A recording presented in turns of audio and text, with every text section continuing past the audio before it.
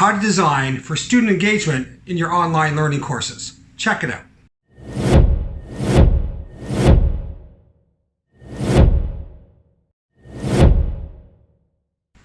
Welcome to week 2 of our 5-part mini-series on student engagement in digital learning design. Welcome to my mini bricolage for this first part.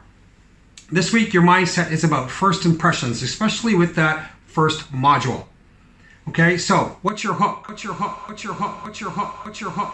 Yes, just like presentations, your online learning needs an amazing hook. And here's a hint, course objectives are boring as hell. So there's much better ways to get into those and integrate those elsewhere. So what is going to be your hook? Part of it should be to give them some sort of context. Why are they taking this course? How is it relevant to them? There's a great article down below about using Syllabus and how to use it on a weekly basis within an online platform that brings everything together. To narrate or not to narrate? That is the question. Let's take a look at some options here of what we want to do. So here is a sample of what I did recently for something on InDesign that students could have read to them in different voices.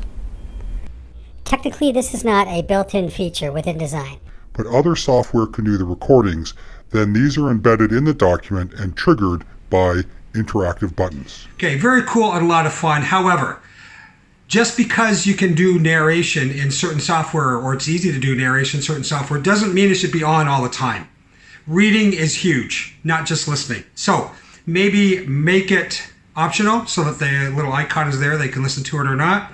If it is ESL or language acquisition and they want to hear the pronunciation, obviously you want to have it as an option as well.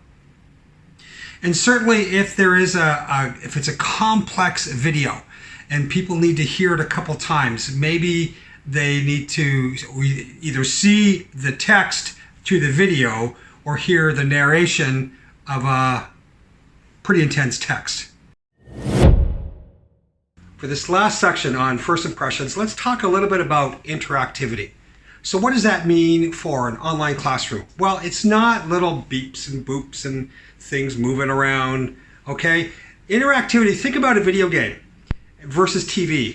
If all you've got is stuff on screen, their students are not having to do anything or move around the site, that's TV.